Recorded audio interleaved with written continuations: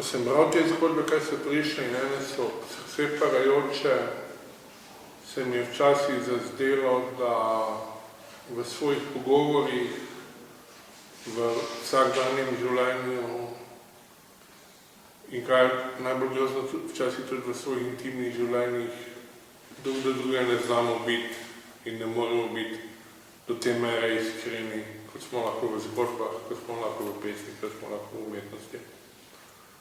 In to je en čudovit način, kako sežemo prek plank in svoje osebnosti in osebnosti nekoga drugega in za trenutek zremo nekaj, kaj je pristopnejšega.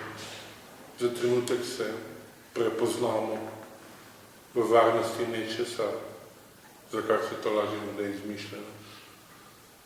Zato se mi zdi, da vsaka taka knjiga ni samo literatura, ni samo dokument časa, ampak je spomenik človečnosti. Spomenik temu, da smo pod vso navlako vsakdanjosti nekje v sebi še vedno čutni, misleči, zavedajoči se ljudje. Tako da meni je danes v izjemno čast in v izjemen ponos predstaviti 4 avtorce in enega avtorja, ki so sodelovali pri tem projektu. Povabil vas bom vsakega posebej sem, prosil vas bom, da nekaj preberete in mogoče vam, da se malo pogovorimo, kako vprašanje, da se malo predstavimo drug drugim. Gospa Hartmann Kranjc je pesnica in pisateljica, ki je v bistvu opravila častno funkcijo spomina svoje družine, svoje rodbine, svojega mesta in svoje države in tudi vsega človeštva. Ko sem jo prvič spoznal, me blazno presenetila s tem, da vodi družinsko kroniko v verzih. Ja, zdaj se že nehala v verzih. Zdaj že pišem prosi. Tako da mogoče gospod Jana, če se nekako predstavite? Ja, vse ste me več ali manj predstavili. V bistvu po poklicu sem predmetna učiteljica slovenščine in književnosti. Od leta 2000 pišem. In izdala sem, oziroma na svetlo je prišlo 27 knjig, 2 imam še v dobrem, ne? Ja, 2 ste še v delu. Ja. No, mislim, ne vem, kaj še naj povem. Vi ste v bistvu mojstrica malo daljših oblik, vaša... Ja, romanov, dosti. Vaš naravni izraz je bolj romanko. Me pa zanima, kaj vas je pa potegnilo v kratko zgodbo, kaj vas je pri kratki zgodbi nagovorilo? Ja, zdaj moram pravzaprav študirati, kateri je bil moj prvi roman. Začela sem pisati, mislim, ko še moja mama živela, sva se pogovarjali o rodbini, o raznih naših dogodkih pa tako naprej. In potem sem jaz začela takrat pisati nekaj, pa je bila mama jezna. Je rekla, da je tega pa ne smeš napisati. Je rekla, ne se okoriščati z našimi spomini. No, ampak potem, na vse zadnje, je bilo pa všeč, če rekla, ne piši. No, tako je bilo in tudi sem začela najprej o našem, sploh o življenju, o našem življenju. To je bil prvi tisti roman, kak je že bil naslov? Poročni prstan na desni roki. No, to sta bile 2 knjigi, ne, cela saga pravzaprav o naši, ne celi rodbini, ampak o naši družini, nas je 5 otrok, ne, pa starši, ne, pa še teta, ne. No, potem pa se me je podprlo, pa sem pa pisala. Zakaj se, kaj vas ko pišete, zakaj se trudite, kaj bi, k čemu težite v svoj pisarni? K čemu težim? Ne vem, jaz si nekaj zamislim Nič kaj ekstra ne, pol pa si naredim nek plan, neke točke, kako bom to speljala in potem pišem, dokler gre, ne. Kako veš, kdaj je Ja, narejeno? ne vem, to samo od sebe pride. Ko imaš vsega dovolj, pa ko si že tako daleč, to pa nekako zaključiš, ne. Ko imaš vsega dovolj, pa zaključiš. Vas lahko noče prosim, da nekaj Ja. No, bom prebrala odlomek iz te zgodbe Beloglavka. Barbara je stala v kopalnici vsa nebogljena. Iz zrcala se je odzival upadel bled obraz. Kjer so bili še včeraj lasje, se je bleščala gola, okrogla glava, od katere sta štrlela uhla kot ročaja pri skledi. Nad očmi se je risala še sled obrvi, ki so podarjale žalosten pogled. Pomislila je, da bodo tudi te odpadle. Nos se je zdel velik in brezbarvna usta so bila obrnjena navzdol. Brada se je zatresla in po licih so izpolzele svetle solze. Odpela si je jopico pižame in namesto leve dojke se je v ogledalu pojavila dolga rjava črta, ki je segala vse do pazduhe, pod katero je bila nabrekla koža, ki je spominjala na napeto gobo. Desna dojka je bila nespremenjena, a od teže se je povešala proti trebuhu. Taka sem. To sem zdaj jaz, je zastopala Barbara. To je ostalo od mene po tem prekletem rastu. Svoje oprsi je spet skrila pod pižamo in si jo s počasnimi kretnjami zapela. Stopila je iz kopalnice in ugasnila luč. Odtavala je do postelje, legla nanjo, zarila obraz v blazino in neotoložljivo zajokala. Zakaj se mi je to moralo zgoditi? Zakaj si tako kaznovana? Kaj sem v življenju storila narobe? Pred 5 dnevi je dobila drugo dozo kemoterapije in ko je zjutraj vstala, je bila njena blazina polna las. Kaj že? Se je vprašala. Na onkologiji so ji povedali, da bo izgubila vse lase, a naj ne bo v skrbeh, saj bodo po zdravljenju spet zrasli. Po večerji, ko je še sedela za mizo, se je popraskala po glavi in roka je bila polna sivih, tankih niti. Prav tako je bil ovratnik ves kosmat. Prijela je nekaj las z desno roko in glej, v pesti je ostal spet šop. Potem si je lase jemala z glave, kar z obema rokama, kot da bi pulila perje kokoši. Kar je prijela, je ostalo v roki. Lase je polagala na mizo poleg sebe. Kup na mizi se je večal, njena glava pa je postajala vedno bolj oskubena, dokler si ni snela prav vsega na glavnega okrasa. Potem je z jezo pograbila mehko sivo predivo in ga vrgla v smeti. Kaj pa naj bi si z njim počela? Potipala je svojo golo glavo. Bila je gladka kot jajce. Na ta občutek se bo morala navaditi, se je hrabrila. Morala si bom nabaviti kakšno lasuljo ali kapo, saj po eni strani je celo to ugodno, ker se mi ne bo treba česati. Toda, ko je stopila pred ogledalo, je otrpnila od groze. Gospa Šef je naša nova avtorica. Njen roman Floser je išel, mislim, da mesec, 2 nazaj nekaj. Ja. Tako da se danes lahko prvič s ponosom pohvalimo s tem. Hvala. Jaz sem vas pa prvič zasledil, prvič ste se pa zelo postavili ravno v tem zborniku. Pa me zanima, kaj je vas potegnilo v literaturo, v pisni zgodbi. V bistvu jaz pišem že od otroštva, vedno sem rada brala, rada sem pisala, nekako sem se pač v tem tudi našla. Poznaje sem tudi študirala slovenščino, kar je še pač dodatno poglobilo to ljubezen z branjem knjig in potem izražanjem svojih občutkov skozi pisanje. Kaj učite? Ne, diplomirani slivanist sem. Aha, okej. Ja.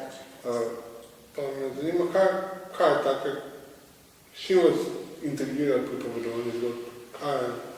Kaj je nekaj posebnega na tem, da pove zgodbo, da napiše zgodbo?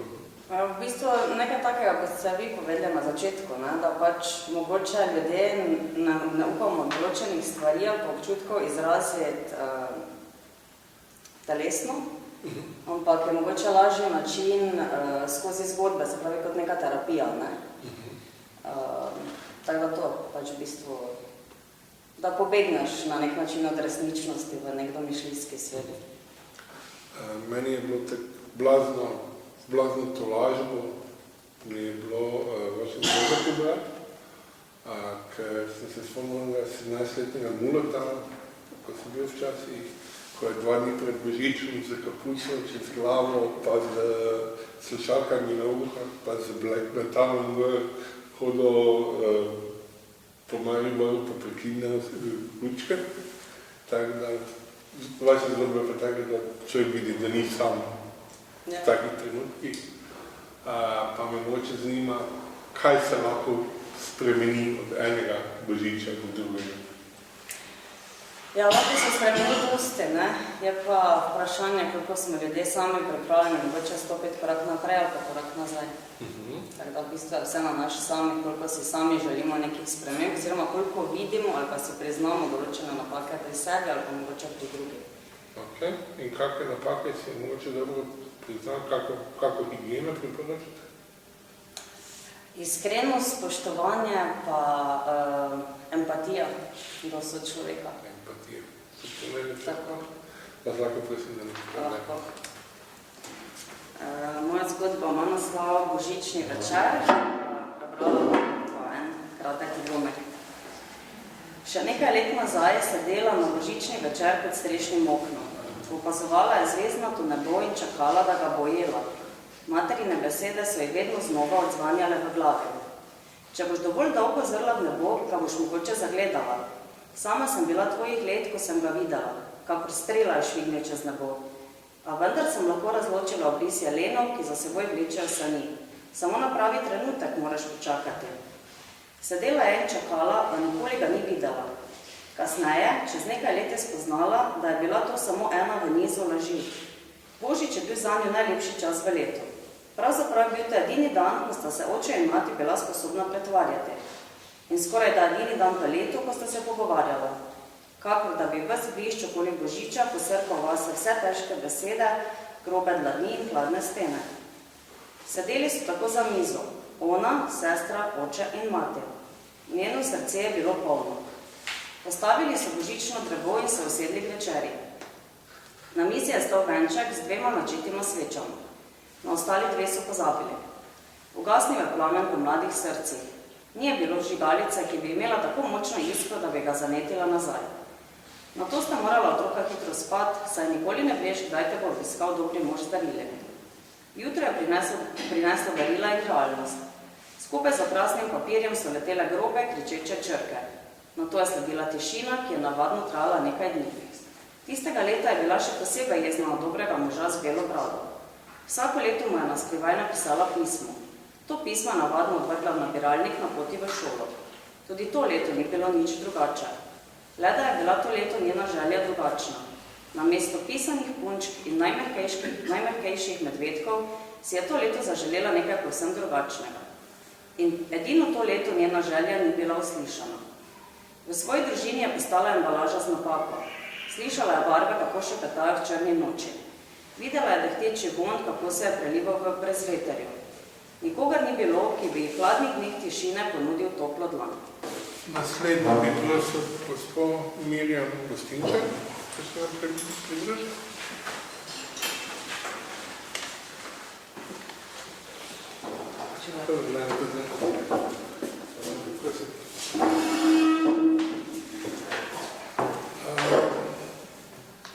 Prirodno pa kar z vprašanjem, če bi zdaj to en leteči kirurgnik pristal, pa prišel en vesolec ven, taki mali zeleni z velikimi rokami, ko bi vaš vprašal, dobro dan, da ste pa vi, kaj bi mu povedali?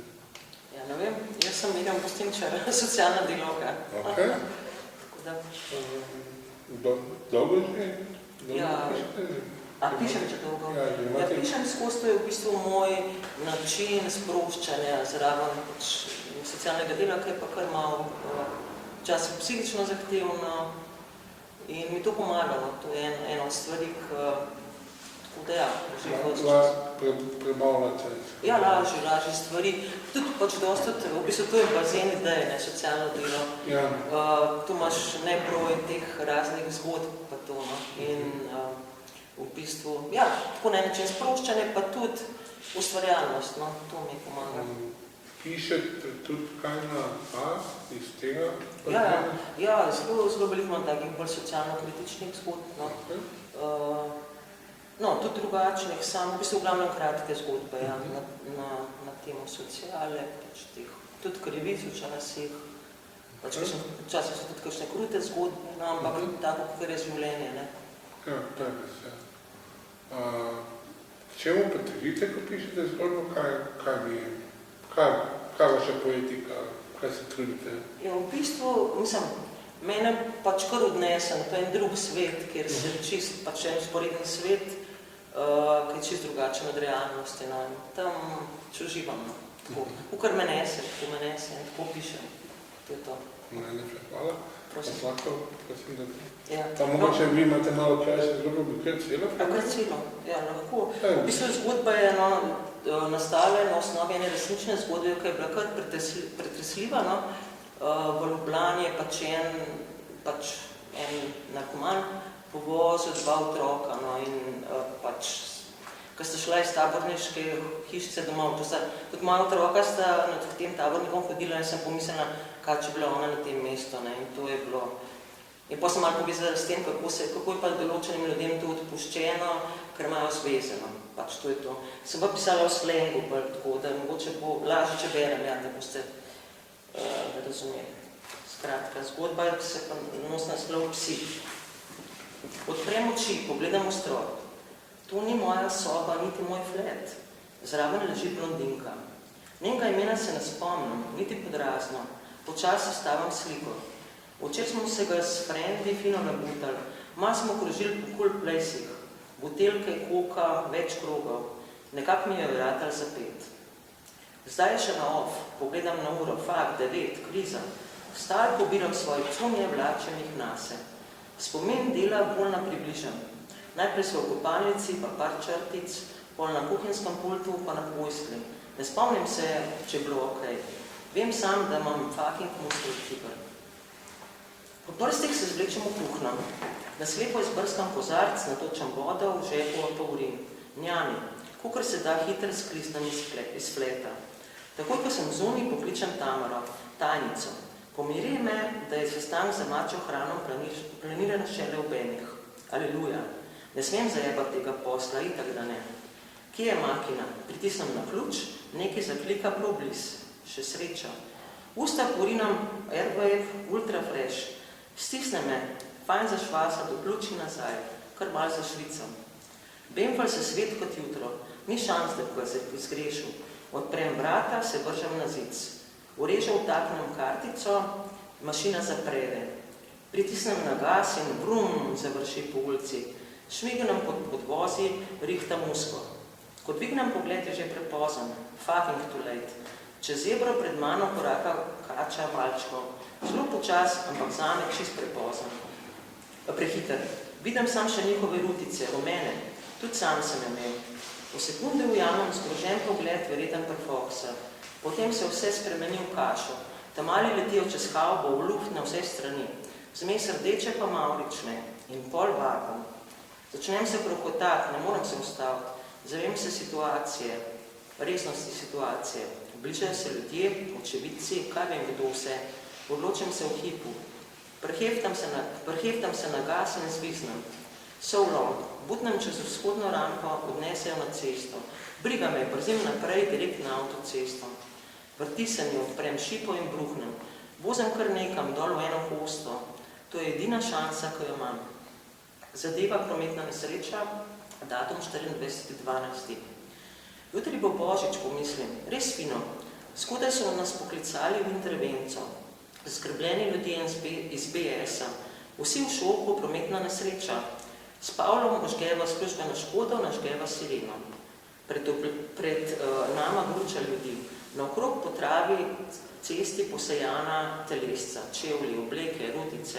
Reševalca oživljata, brzinsko se selita samo naprej. Ohranjam mirne živce, Pavle kliče bruha. Izprašam očevice, skoraj nič ne vedo. Ni registracije, avto morda BMW, morda srebrne barve, pobeg, klasika. Nadaljujem sporočilo. Neznan povzročitelj v naselju BS vhod Maroltova povzročil prometno nesrečo. 7 mrtvih, 6 prvošolcev in pomočnica učiteljice, 2 na intenzivni negi. BMW, domnevno srebrne barve, morda model M2 Coupé, registracija neznana. Zletel v gručo brez zaviranja. Kaj zdaj? Napisano s hranjem, obvestiti moram starše. Vsi mi jokajo v slušalko, ženske neutelažljivo, moški so tiho. Je vse to res, jih zanima? Pritrjujem, na silo pomislim na finsko savno, pa na knajpanje. V eni hosti sem zraven vode, ugasnem motor, pobrskam po predalu, not je džola, stisnem jo ob pest, stopam pržgem. Pojma nimam kaj zdaj, kar odločam se. Fotrov ne je voljen ton. Problem imam, ko mi stisnem iz sebe, nesreča, zeclan, rabam pomoč. Kje si me vpraša, pojma nimam. Vklopam GPS, zadram v koordinate. Čez pol ure že stopi z terenca, ogleduje se moj avto, v hipu mu je jasen. Stop bližje in me vseka po gobcu, odstrani v brado, začutim čeljust. Da prav aprakat, pol me še zbrca, čist po kmečko. Glup kreten tuli, pol se skolira, potelefonira. Pero, ena urgenca bo, ga slišam še petat. Pozna tipe, ki se pare rešijo nerešljivo, pokucajo. Nočem poslušati, čist zadeto bulam v vodo. On me zgrab pajsko, zahteva sodelovanje. Avto v ribnik, plup, vem pa se ugreza, pol plup, potone. Rad se čopotajo kontra, začnem se krohotati. Voder po pizdi, bati nas vseh strani. Nič ne čutam, čist nič več. Zvlečemo svoj avto in fukne na zic. Usede se za volan, vžge in spelje. Za nama je sam še prah. Njegova hiša, včas tudi malo moja, zdaj sam še status. Zapelje v garažo, vse zaroleta, me zvleče iz avta dnevno. Zdaj pa tako, reče, nobenih klicov. Daj mi telefon, dam mu ga, fukne ga na tla in pohodi, nekaj zaškrta. Pol ostanke posprav v žep. Telefon gre v uničenje, jaz pa se moram sleč, obogam ga v enem prav res počasnem posnetku. Roke so težke, noge svinčine, možgan skurjen. Obleko grab iz mojih rok, vse skup spaše v PVC vrečko, nato si zđeka in ga zvrne, še parkrat tako. Men nosil vodo, pa par tablet, neka pomirevala. Nič nimam proti, rabim kontra. Ne vem točno, kdaj pridejo sanje. Polne so enih mačk, pa mrčesa, dan ali noč. Prešvican sem rabu bekaj, zunaj beden ljubljanski dan. Preiskava se ne premakne, čeprav je minil cel mesec. Pomaga mi Dejan, kriminalist. Kombinirava registrske tablice, spominske drobce in BMW-je. Dejan preverja v bazi. Ampak vse, do česar se dokopljava, so samo indici. Ničesar ni mogoče dokazati, ker je avto izginil. Dobesedno vdrl se je v zemljo, z mulcem vred. Starši še zdaj kličejo, pravici mora biti zadoščeno, ampak čigavi. Počasi izgubljam upanja, da se bodo stvari spremenile. Foter je vse zrihtu, je čist drugačen frik od mene, njemu pač rata. Ko sem šel, me ni niti pozdravil, sam pogledal me je, kot bi gledal kakšno škart rogo. Zdaj sem visok nad oblaki in manj mi je vseeno. Potujem, letim, odlepljen od sebe, 50 mil daleč od niča. Tam, kamor grem, je dolg pa kakor češ, pa še pocen, nav mi hudka. Kva je v tej štoriji zame, predvsem nič hrane za mačke. Itak je tam več sestradanih psov, pa ne sam psov, tudi ljudi. Sopara je nevzdržna. S kufrom se malo prestopam pred vhodom v letališče, pod rok mi taksist. Roka mu malomarno visi čez spuščeno šipo, ko me lukavo vab v svoj avto. Pod sprednjim zicem uočim flašo v papirnati vrečki.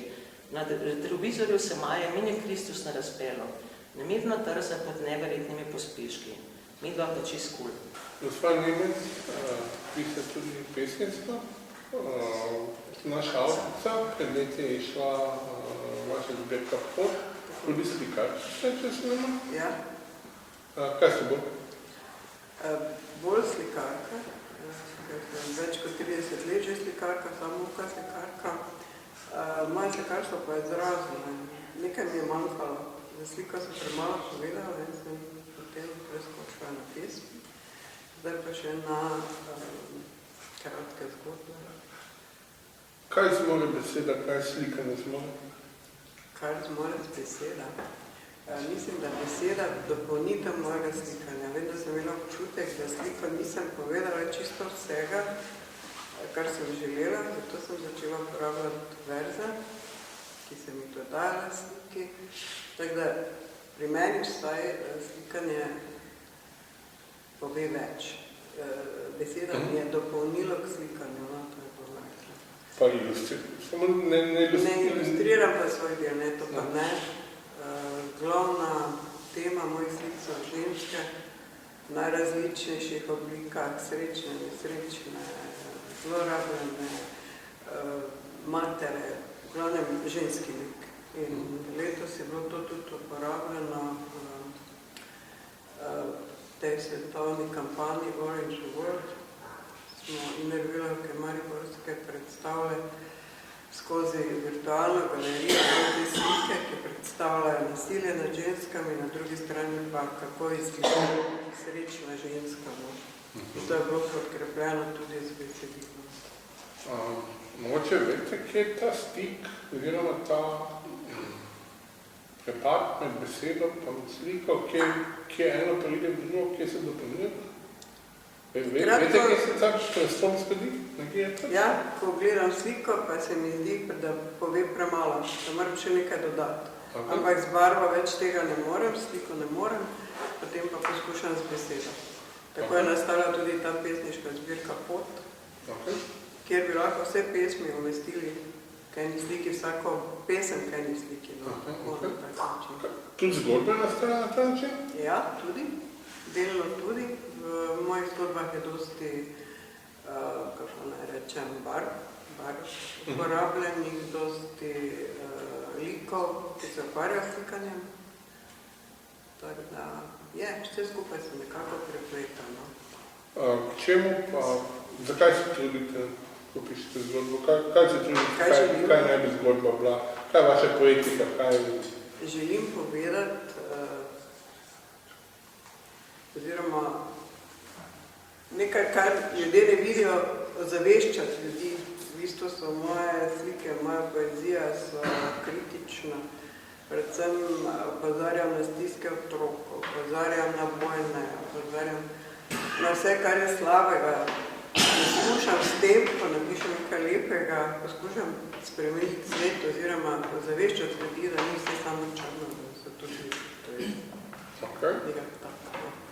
Se pravi, ko imam žuto minuto, ko je svet temen, ko je vaša zgodba brati, pa da ena lepa zgodba, ena lepa pesem, pa tudi moja žuta minuta mine malo. Ok, super.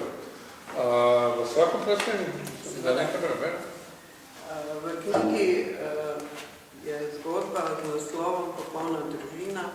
Vemo, da je danes zelo malo popolnih družin in opis ene take družine je v tej moji zgodbi. V bistvu vam pa prebrala zaključek. 3 leta so minila od dneva, ko je Klara v majhni hiši v Cvetlični ulici našla zvezek v snenem obitku. Spomni se, da so jo prebrane stvari takrat popolnoma sesule. Zaprla se v svoj svet in slikanjem skušala najti izhod iz popolne zmede, ki se je z neverjetnim razkritjem pojavila v njenem življenju. Pravkar je ob jutranji kavi seštevala položnice in ugotavljala, da je bo zopet manjkalo denarja. Nikoli več ni pomislila, da bi hišo v Cvetlični ulici prodala. Z veliko mero ljubezni je rodila njeno okolico in pri tem še prav posebej skrbno poskrbela za vrtnice umazano roza barve. Za obnovitev fasade ni imela denarja, pa tudi za nakup pohištvane. Je pa hiši z drobnimi dodatki vrnila življenje. Veliko dnevno sobo je postavila starinsko omaro, ki jo je našla v kleti. Ko Ko je odprla, je na dnu zagledala paket, zavit papir, potiskan z junaki iz pravljic. S tresočimi rokami ga je odprla in v rožnati škatli zagledala punčko. Takšno, ki zapira in odpira oči. Tesno je privila k sebi. Hišo je prinesla tudi žametni fotelj v rdeči barvi, na katerem je tako rada sedela njena mama. Tudi kuhinjo je privila. Skromno, a z veliko mero okusa. V trgovini z rabljenimi stvarmi je našla čudovit kavni servis, potiskan z vrtnicami, umazano roza barve in kristalno vazo, v kateri je imela vedno sveže vrtnice. Težke, žametne zavese je zamenjala zavesami s cvetličnim vzorcem. Sobo, v kateri je spal njen oče, pa je spremenila v svojo sobo. Iz stanovanja, v katerem sta živeli z mama, prinesla stvari, ki so jo spominjale na otroštvo. Prav posebno mesto v sobi je imela punčka, ki zapira in odpira oči. Ko je popila kavo, je nevoljno odložila položnice, dvignila sliko, ki je ta dan končala. Še enkrat se je z ljubečim pogledom ozrla na podobo očeta Janoša in se zadovoljna s svojim delom počasi odpravila po starih, škripajočih stopnicah v otroško sobo. Sliko je obvisila zraven maminega portreta, s pogledom pobožala portret punčke, ki je z velikimi modrimi očmi radovedno gledala v svet in pogledila odejico na otroški posteljici. Tako, sedaj smo končno popolna družina, je pomislila in odločno zaprla vrata otroške sobe. Prijateljica Ksenija me je prosila, ker pač se ni mogla udeležiti naše predstavitve, če bi prebrala še del njene zgodbe, če boste vi kako v bistvu, po tej zgodbi je tudi zbornik nasloven. Cvetni lističi so pa da ni direktni citat, kako vzeti ene sličice, ki je v tej zgodbi nakazana. Naslov je tega tudi naslov potem izpeljan, ne? Ja, iz tega je naslov, tako da jaz bi vas prosil, da od gospe Ksenije Šešersko preberete. Da na vrtičku ni več ničesar, kar bi lahko prodala. Vrnila se v hišo. Košaro je pokrila s čisto krpo in jo pustila v hladni veži. Pogledala na stensko uro, ki je pritajeno tiktakala v kotu. Bila je edino Tonetovo darilo in zdelo se je, da je sčasoma tudi ura onemela. Do odhoda avtobusa je imela še nekaj časa. Oblekla je toplo spodnje perilo in volnene nogavice. Na glavo si je zavezala ruto in nase navlekla za njeno drobno telo prevelik Tonetov plašč. Že 20 let ga ne potrebuje več. Leži za kapelo na vaškem pokopališču. Pijača, ki je vladala njegovemu življenju, mu ga je tudi vzela. 2 leti ga je negovala kakor majhnega otroka. Hranila ga je, umivala, mu menjala plenice. Nikoli se jim ni zahvalil. Proti koncu ni mogel več niti sedeti. Nekega jutra se je vrnila s kokošnjaka, kamor je šla pobrat jajca. Kuhinjska vrata so bila odprta. Toneta ni bilo v posteli. Iskala ga po hiši, po dvorišču, celo v hlev je zavila. Potem pa je opazila, da na vzpetini pod hruško leži temna gmota. Tekla je po brežini navzgor. Pod drevesom je ležal Tone. Ležal je na trebuhu in z obema rokama oklepal njegovo deblo. Hruška je bila v največjem razcvetu. Čebele so glasno brenčale, kakor da ga s pesmijo spremljajo na zadnjo pot. Cvetni lističi so kakor mehke snežinke padale z vejec in ga prekrivali svojo nežno belino. Oklepal je deblo in z odprtimi mrtvimi očmi strmel kamilične cvetove. Mednje je položil majhne rumene copatke in vsakega, kakor majhno vazico, razporedil šopek maretic. Gospod Mitić, vi ste fizik. Kaj vas je prineslo pripravljal v umetniško vodo? Več ne bi. Nesreča, žal, ne. Ja, ker me je tudi odločila od svojega poklicnega dela in so me tako huda bila, so me invalidsko upokojili. In je pa to morda prilika, da sem se vrnil v stari ljubezni, nekaj kreativnem pisanju. Tako da ja, nekateri avtori, ki spremljajo me delo, pravijo, da morda bomo so okolični, ker drugače sem bil na prav zedrsko varnost, regulatorni organi veliko dela in tako veliko tudi internacionalno povezal, tako da najbolj toliko časa in ne bi posvečal zelo to. Ja, ampak to je tako hec. Fiziki imate tudi en svoj taki skoraj privatni žanr, no? Svoj žanr ste si izumili, se mi zdi, znanstvene fantastike, vas mika krsta smer, pa zveč krsta smer. Zdaj, ker sem pri tej žvahni literaturi, tudi na pesniški strani, na prozni, imam pa vabila, takih, ki torej kako delajo morda najboljše tu v naši regiji, da bi samo malo izobraževal o tem, kako bi ta fizikalni del bolj spoznali in potem uporabili za to. Vem, da se enkrat pravimo ostajamo pri tej klasiki. Tukaj v tej zgodbi vi v bistvu en zanimiv lik predstavite, Jovo, tak je v osnovi, kako jaz razumem, Batman iz Bele krajine? Ja, uskok je, ampak zdaj to je hecno, to področje. Jaz se nimam nič, mislim, da ni nič autobiografskega, pa tako niti nimam povezal s tem, ampak mi je zarežal teh ljudi, nekih, mislim, tako so hrabro branili praktično celo to področje, če hočemo celo Evropo, da tako grdo so ravnali z njimi, da ta skupnost praktično počasi izginja.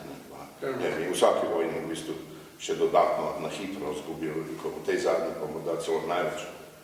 In zaradi tega je to zanimivo. Lahko malo mogoče približate, o čem na ta način prigovorite? Dobro, ja. Jovo je sicer živel na uni strani Kolpe, vendar to je ena krajina, tam meja nikoli ni obstajala, eno je tudi nesprejemno. Mislim, zdaj je življenje pač tako, to prinesem, ampak on pač dovolj močan in dovolj spretan in dovolj tako iznajdljiva, da se tako zaenkrat izogibate represalijam in drži se te svoje meje. Žalno, da njegove vasi na uni strani Kolpe ni več, pa gre pogosto to pogledati. Zdaj, ampak tam ni njegovih, to je tudi ne zgodbe, ko ni svoj. In na teh nesrečnih prečkenih Kolpe, zdaj spet žal sreči pa neke drugi nesrečnih, te pribežnike. In jih prvo pomagati s to svojo srčnostjo. In tako se mi zdelo, da ne samo, da je stvarno, nego da je tudi dovolj simpatičen, da ga posvetim na zgodbo. Vas lahko za eno odlovno prosim? Ja, lahko. K sreči je Jovo kar nadaljeval v pomirjevalnem tonu. Potuješ? Na glas je tudi imel malo čuden, vsekako ne bil domačin. Ja, pišem nekaj v teh krajih, pa sem kar prišel sem pogledati druživo. Nadaljeval je sicer z nekoliko več poguma, vendar je tudi v tem stavku opazil veliko nevarnost. Kaj če bi ga tudi to prizadeval? Kaj ima on iskati po njegovih krajih? Cel špricer je zginil v grlu v enem požirku. Revež je nervozno tresel z nogo pod mizo in začel se višteti, koliko časa mu preteklo, da bo na takrat cela preletela z novim polnim kozarcem, ko Jovo kar začel brez uvoda s kratkimi stavki. Ni bil iz teh krajev, vendar tudi ne oddaleč in ne tako zelo oddaljene vasi, samo tam, čez Kolpo. Njegove vasi ni več, tam pravzaprav ni več nikogar. Ni povedal imena, kot da ga vas več niti ne potrebuje, ko je brez ljudi. Duplo nesrečna vas, tako imenoval. In namesto pravega imena je samo še precej nižjim glasom izustil. Ni važno ime, ni edina. Še veliko jih je tam sedaj praznih. A duplo, to pa zato, ker to ni prvič, da so jo zravnali. Tudi v drugi vojni svetovni so jo. 4 stoletja so čakali, da bi prvega fanta iz vasi v vojsko poslali. In koma je vas ponovno zaživela, so jo spet. Sedaj najbrž dokončno. Ker še po tolikih letih tam ni niti enega stalnega prebivalca. A tako je bila lepa in tako so jo radi imeli. 5 napadov so se obranili, 6. ne.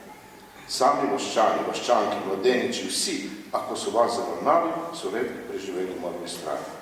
Od vseh njegovih je preživel edino on, ker je teren ob Kolpi in prehode čez njo poznal na pamet. Prehodil je celo zavezanimi očmi. Pred zadnjo nevihto je kot fant na veselici v to krajino hodil vsako nedeljo, kot lovec pa tudi med tednom, po noči in ob slabem vremenu, če je slišal kakšno zanimivo žival. Reveže Mizo je bil ves čas tiho in samo vsake toliko časa kaj pokomentiral v sebi. Ja, vendar tak lov najbrž ni bil čisto legalen, ampak kdo bi si ga še lahko privoščil, če ne tak silak. Nisi upal na mizo postaviti niti svojega blokca in je zato še bolj vzorno poslušal in se poskušal zapomniti vsako njegovo besedo. Ja, besede niso bili izbrane, niti lepene, a kdo v sebi nosi toliko grenkobe, verjetno niti ne more uporabiti lepih besed. Posredno so se nanašali prav na to, če mu je želel pisati, zato se je malo opogumil. A mislite Belo krajino? Takoj ga poklopil. To je ena in ista krajina, mi nikoli nismo delili svoje krajine. Vem, tukaj ste rekli Bela, gled, sedaj tudi ona postaja črna. Hitro poskušal podpraviti svojo nujno opasko in se reševal to, ko je vedel in znal. Ja, črna, dobro ste to zadeli. A veste, jaz sem tukaj zaradi nekega pojava. Predvsem se jih je tukaj naselilo in se jih še naseljuje v hiše, ki so nekoč bile, a ste morda na to mislili? Kot iz toga iz njega bruhnulo. Ma na vsak možen način je počrnela cela naša krajina. I kaj mi ti to stalno vi, pa vi? Jaz sem Jovo. Kaj pa ti? Spoštovane dame, spoštovane gospodje, naše potovanje se zaključilo, počasi bliže koncu. Gledali smo se brez glasbe v gledalu, preživeli Božič v čudni tišini, se izmikali kazni za kruto nesrečo, našli družino, kot si nismo več obetali, hodili po gozdovih in reševali migrante. Mislim, da je bilo potovanje vznemirljivo. Mislim, da smo kaj zanimivega izvedeli. Jaz sem malo čez svoj plot pokukal, malo sem po gozdu hodil, pa malo sem kokoš šnifal, pa malo sem se plešastega videl, tako da je bilo zanimivo. Upam, da je bilo tudi vam. Jaz se vam zahvaljujem za prisotnost, zahvaljujem se vam za pozornost in vam želim še lep dan. Še lep večer. Kaj se lahko z vašim tudi? A ja, prosim vse. Vse smo lahko zaradi tebe, ne? Na sredi. Budete na sredi. Preveč lepote bi bilo, če mene ne bi bilo. Pa še prije čakaj, no? Da prvo telefono, kot poteži. Treba ni. Lahko pa. Čakaj, malo. Treba da pa na sredo. Boš pa pa vrnila, ne? Pa ne, če mora biti knjiga. Ne.